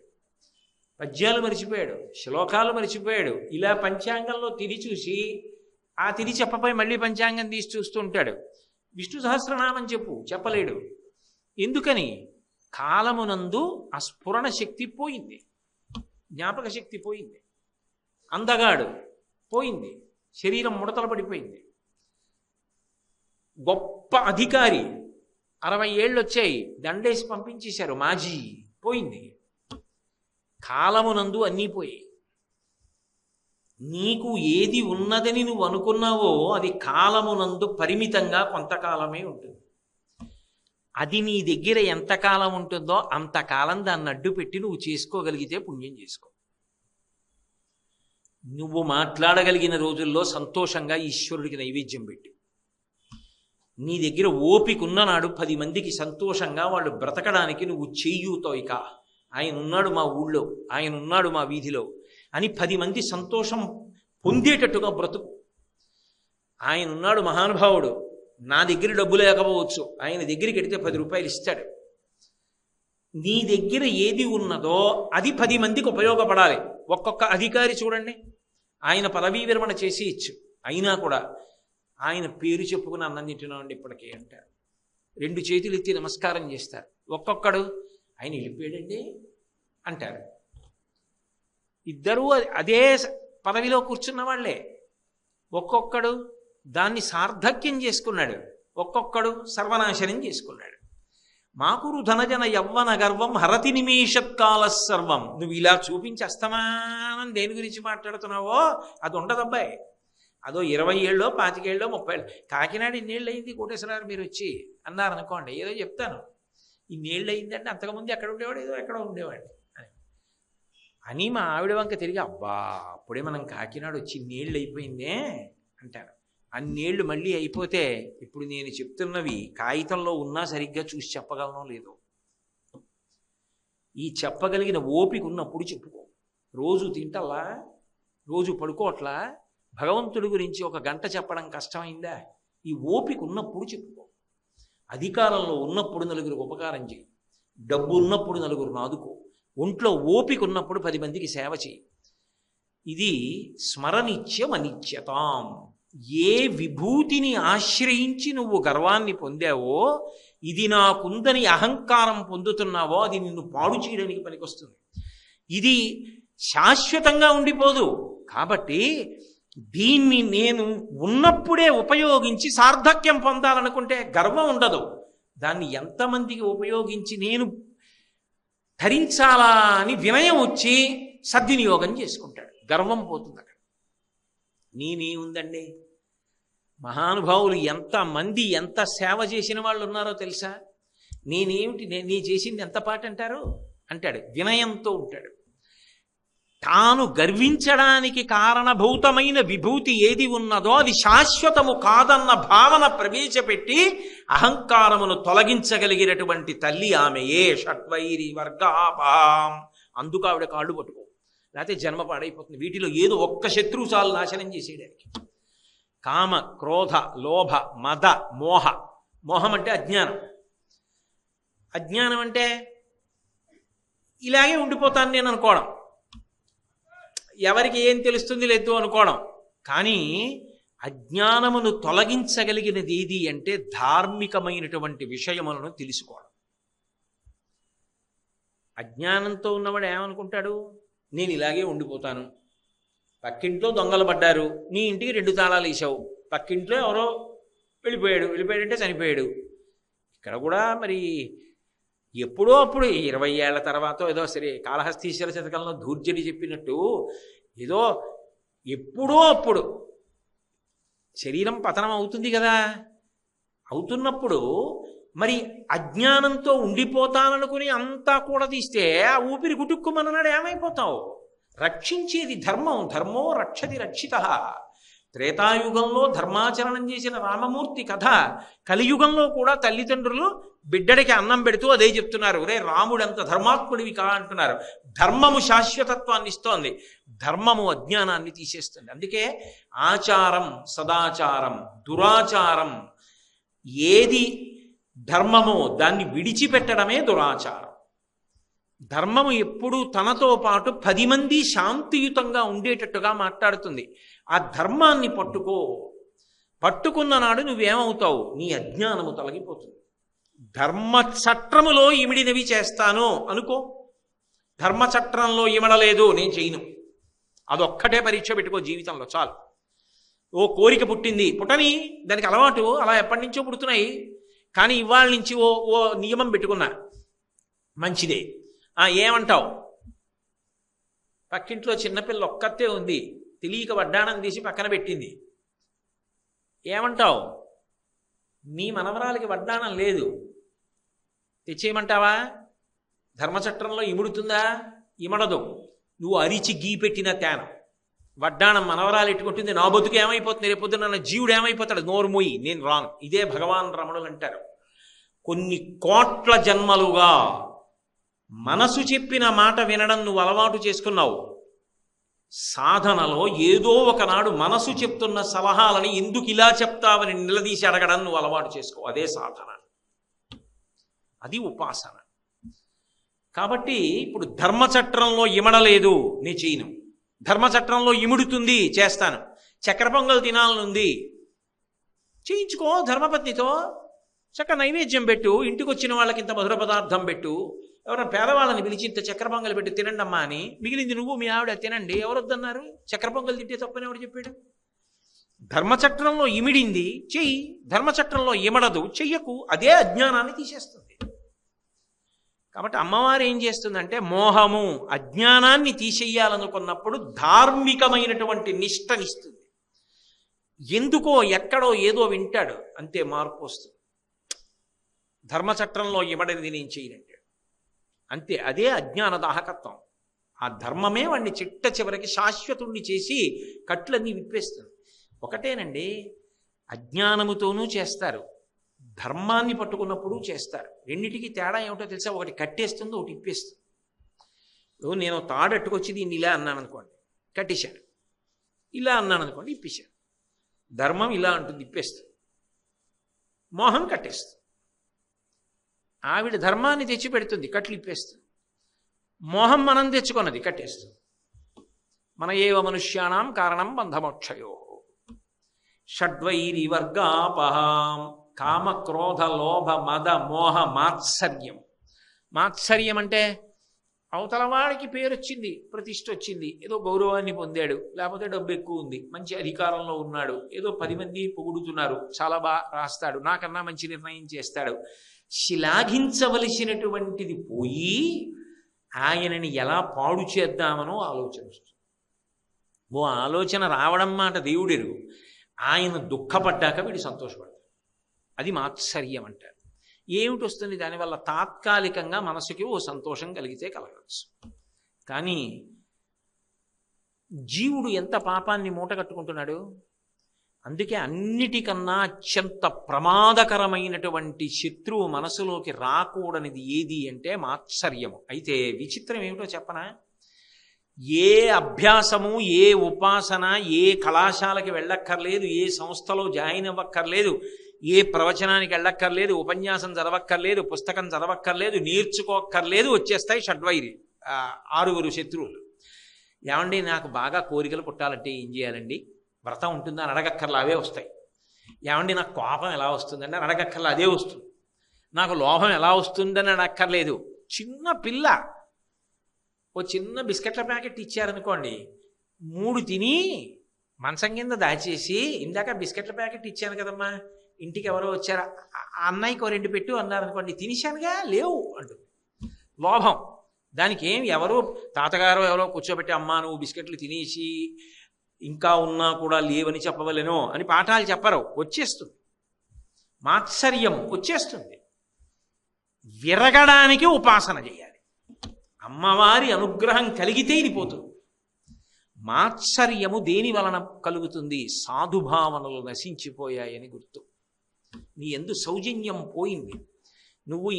అసలు నువ్వు తప్ప ఇంకొకడు నీకన్నా గొప్పగా ఉంటాడన్నది అంగీకరించలేని స్థితికి వెళ్ళిపోయావు.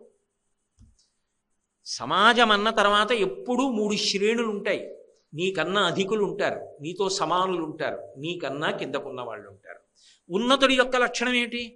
తనకన్నా అధికుడు కనబడినప్పుడు ఈ స్థానంలో నిలబడడానికి నేను ఇంత పరిశ్రమ చేస్తే ఆయన అంత గొప్పగా చేయగలుగుతున్నాడంటే ఎంత సాధన చేశాడో అని నమస్కారం చేస్తాడు.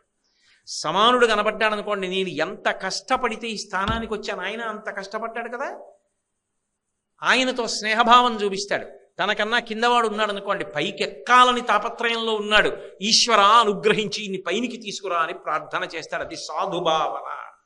అది లేదనుకోండి, కిందవాడిని చూస్తే నిరసన, బే నా సబార్డినేట్ అండి అంటాడు.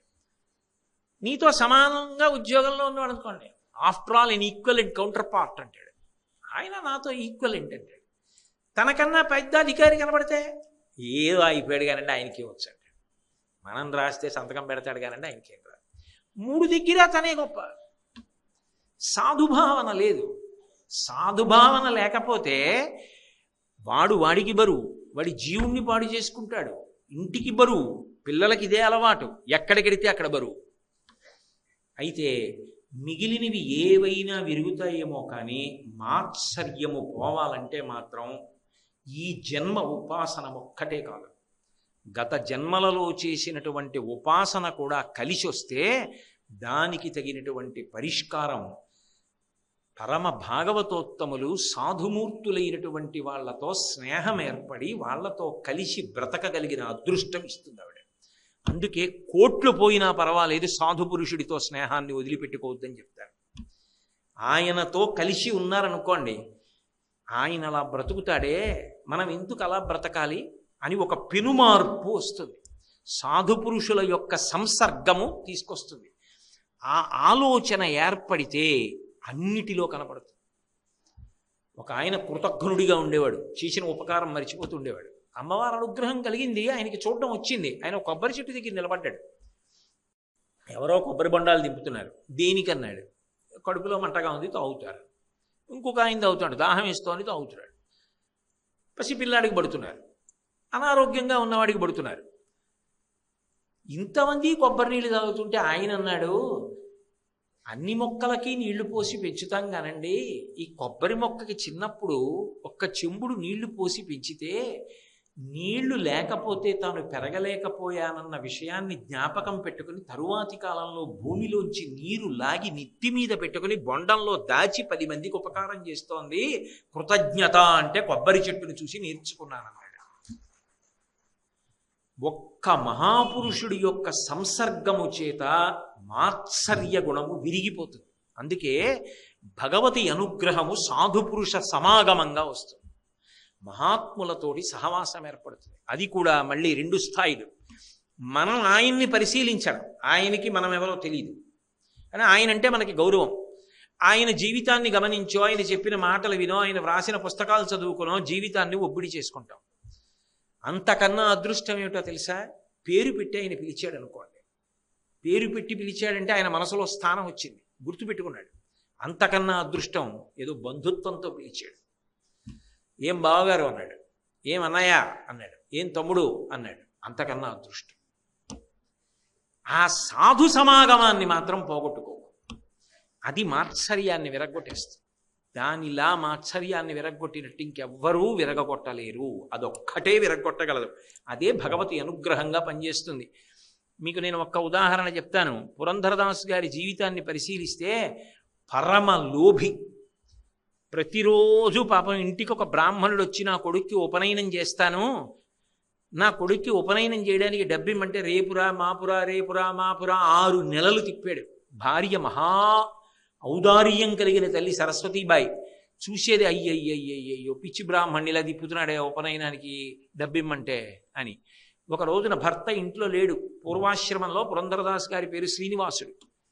ఆ బ్రాహ్మణుడు వచ్చాడు, అయ్యా మా ఆయన ఇవ్వడు, నువ్వు అనవసరంగా తిరుగుతున్నావు, నేను నా ముక్కు పుడకిస్తాను, ఇది అమ్మి నీ కొడుకు ఉపనయనం చేసుకో, ఇక రాకు మా ఇంటికి, మా ఆయన అలా తిప్పుతుంటే నాకు బాధగా ఉంది, ఆయనకి పాపం నీకు బాధ, కాబట్టి ముక్కు పుడక పట్టుకుపోని ముక్క పుడకిచ్చింది. ఆ వెర్రి బ్రాహ్మడి ఇంటికి పట్టుకెళ్ళి కొడుక్కిచ్చి పట్టుకెళ్ళి అమ్మి డబ్బు పట్టరాడు.